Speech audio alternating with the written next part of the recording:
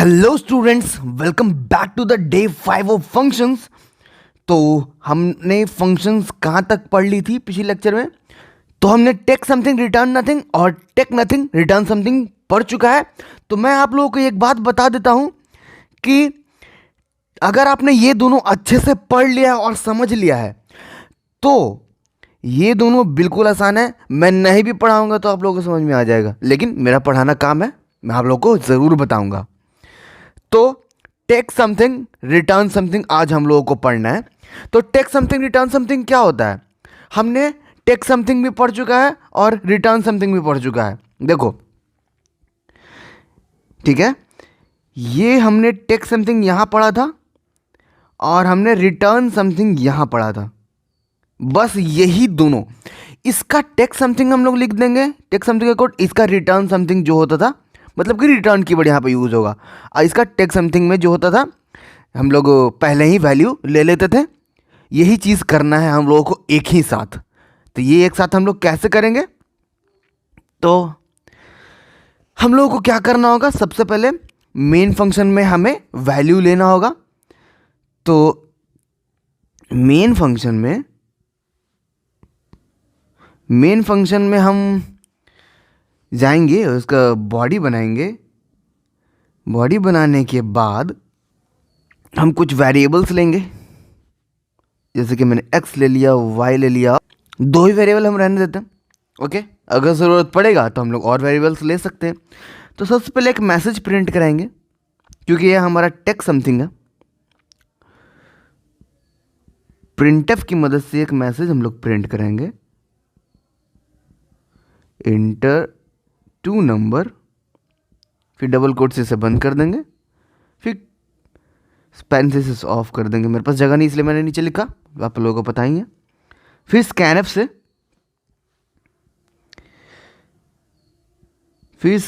से हम जिन दो नंबर को हमें ऐड करना है उसे हम लोग यहाँ पे लिखेंगे, उसका एड्रेस देंगे, address of x, address of y, okay. फिर पैरेंथेसिस ऑफ। यहाँ पे हमारा दो नंबर हमने ले लिया है, ओके। फिर हम यहाँ पे आप इसे सारी चीज़ों को लिखते जाइएगा नोटबुक पे, और ज़्यादा क्लियर होगा। उसके बाद मेन ही फंक्शन में ही हम लोग अपना फंक्शन को कॉल करेंगे। फंक्शन को अभी कॉल कर देते हैं, पर फिर उसी नाम से हम लोग फंक्शन बना लेंगे। अब काम हो गया हमारा। तो फंक्शन को कॉल करेंगे, मान लीजिए कि ऐड नाम का हमारा फंक्शन है, और यहाँ पर लिख देंगे x y, ठीक है। ये हो गया टेक समथिंग। टेक समथिंग ऐसा ही होता है ना, ठीक है। हमारा फंक्शन कॉल हो गया, फिर यहाँ पर रिटर्न 0, ठीक है। अब जाके हमारा फंक्शन हुआ ख़त्म, और हम यहाँ पे पैरेंथेसिस ऑफ करेंगे।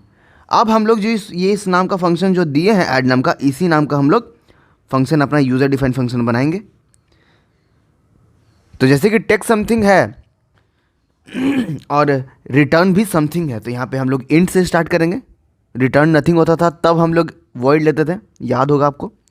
इंट ऐड, फिर उसके बाद टेक समथिंग है ना हमारा, तो टेक समथिंग है तो इसलिए हम लोग यहीं पर दो वेरिएबल लेंगे, इंट a, इंट b, ठीक है।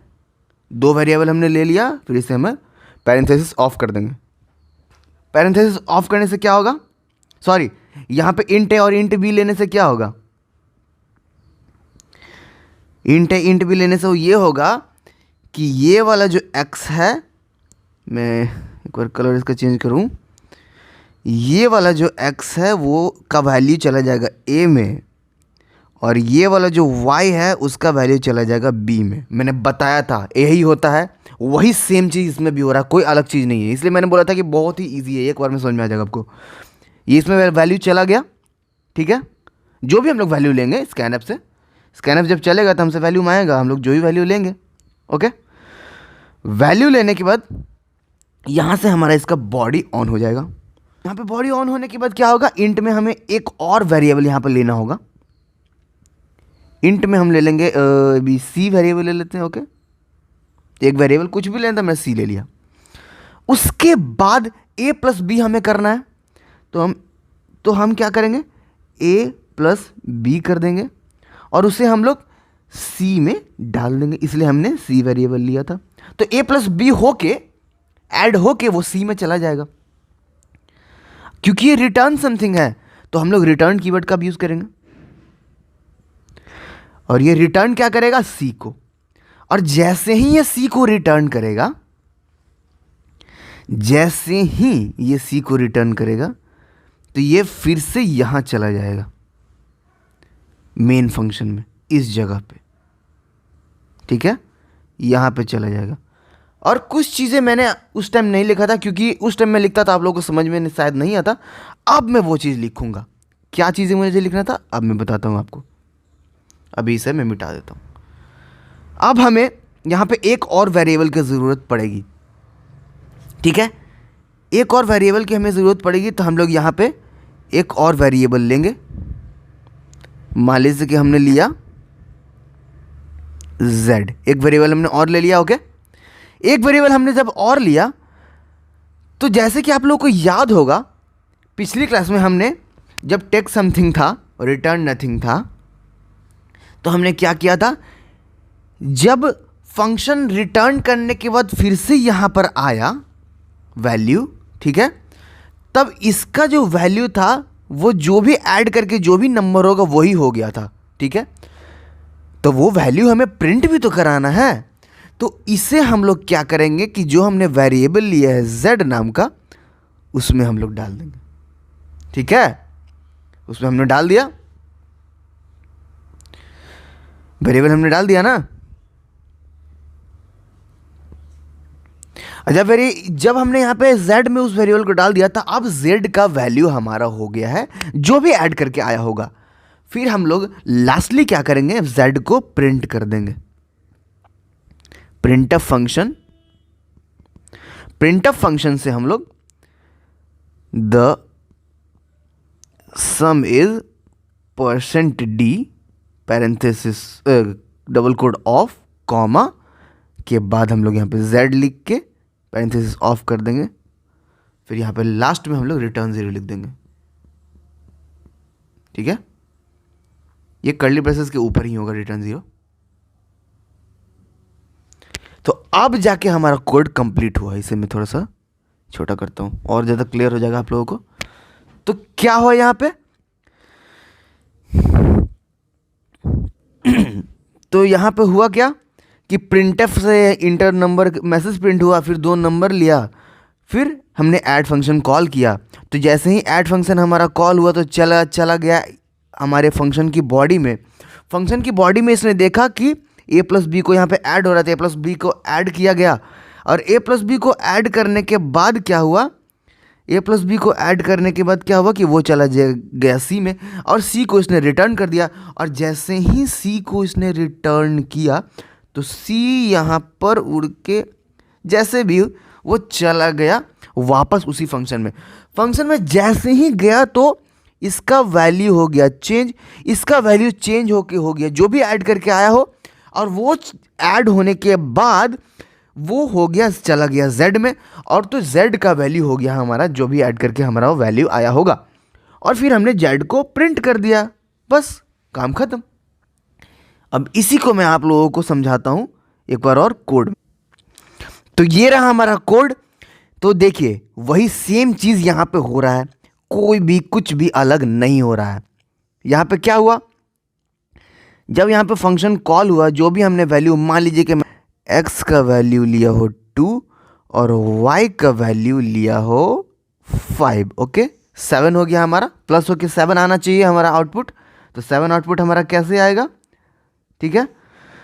तो पहले यहाँ पे हमारा सम फंक्शन मैंने इसमें बनाया है, तो हमारा सम फंक्शन हो जाएगा कॉल।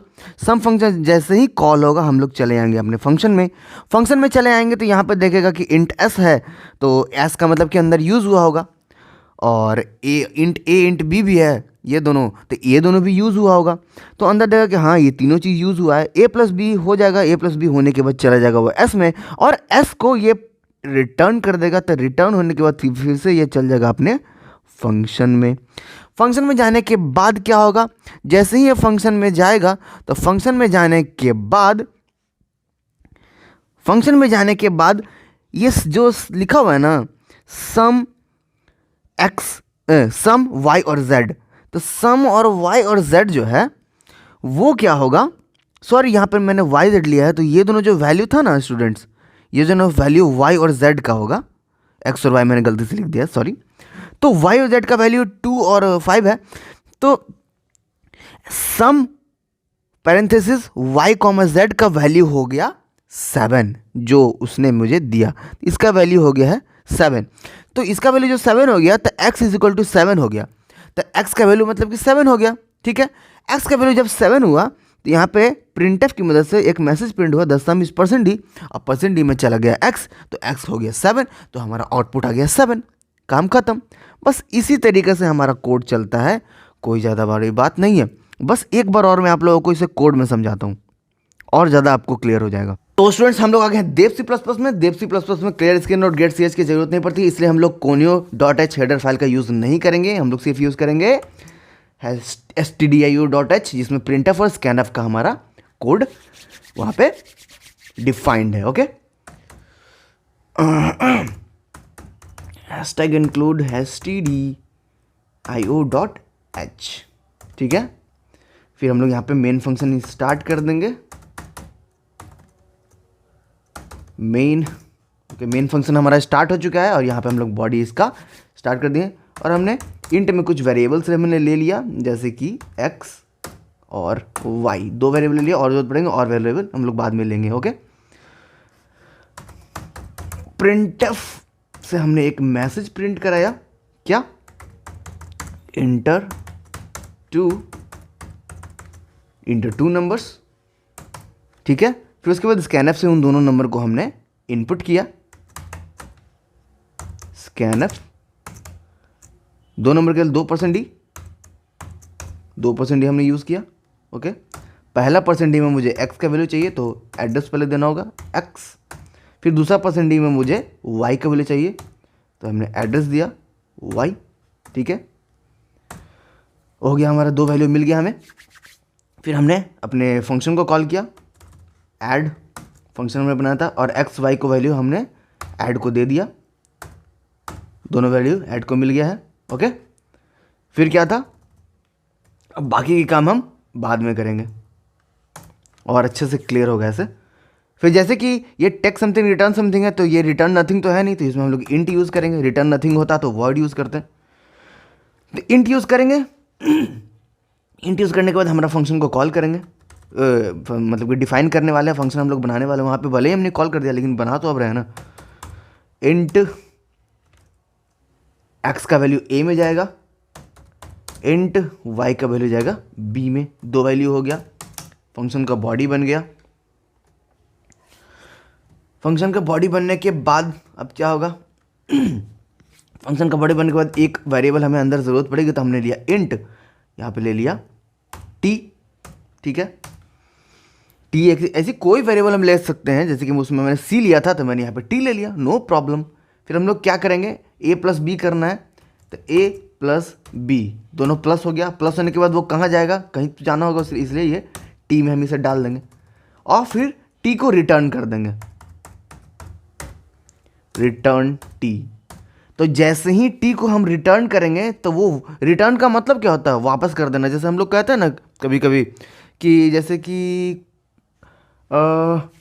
आपने किसी को उधार दिया हुआ होता है, तो आप लोगों से कहते हो ना कि मेरे पास से रिटर्न करो, मुझे वापस दो, तो वैसे ही है।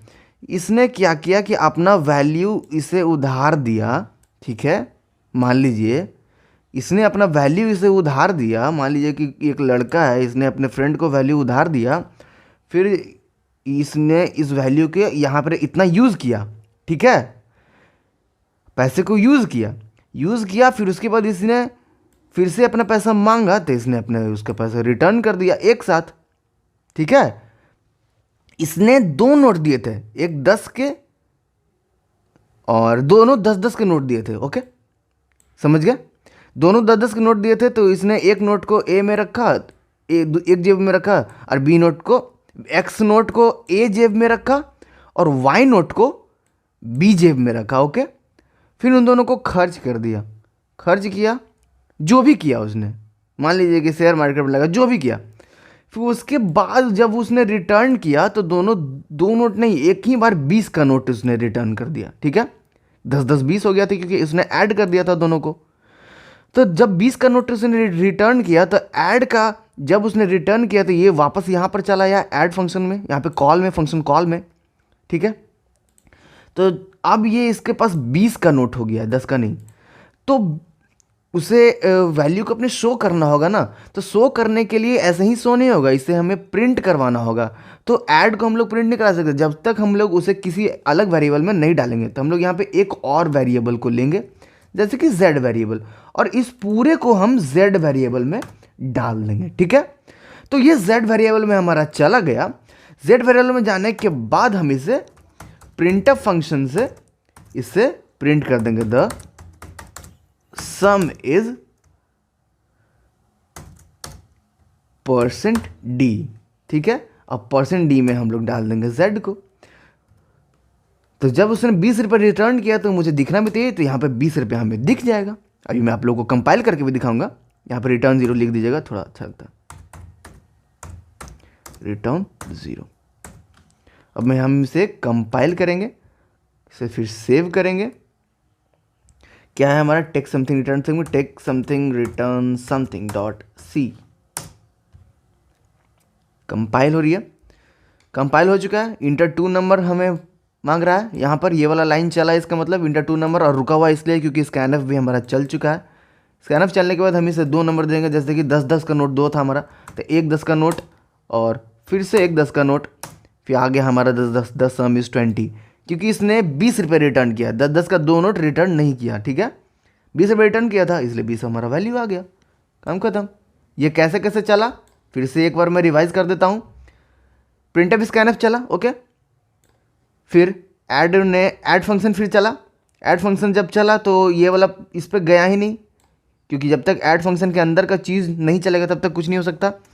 फिर ये ऐड फंक्शन जहाँ पे बना हुआ था वहाँ पे गया, फिर इतना से इतना दूर फंक्शन डेफिनेशन होता है, आप लोग को पता ही है। तो फंक्शन डेफिनेशन को इसने क्या किया, जो भी था वो काम किया, ऐड कर दिया दोनों को। ऐड करने के बाद वैल्यू को रिटर्न कर दिया, ये फिर से ऐड में चला गया फंक्शन कॉल में। फिर फंक्शन कॉल में जाने के बाद इसका वैल्यू हो गया 20 हो गया, तो z इज इक्वल टू 20। तो z को इज इक्वल टू जब 20 हुआ तो z का वैल्यू हो गया 20, और फिर प्रिंट इसने कर दिया द सम इज 20। इसी की वजह से हमारा प्रिंट हो गया द सम इज 20। ओके, अब आप लोग अच्छे से समझ गए हो ना? कमेंट ज़रूर करना और लाइक कर देना, तो मैं ऑटोमेटिकली समझ जाऊँगा कि आप लोग समझ गए हो। तो बस स्टूडेंट्स, बस एक लेक्चर और है फंक्शन का, और उसके बाद मैं फंक्शन पे कुछ क्वेश्चन करवाऊँगा। तो आज के लिए बस इतना ही, मिलते हैं हमारी नेक्स्ट वीडियो में, तब तक के लिए जय हिंद।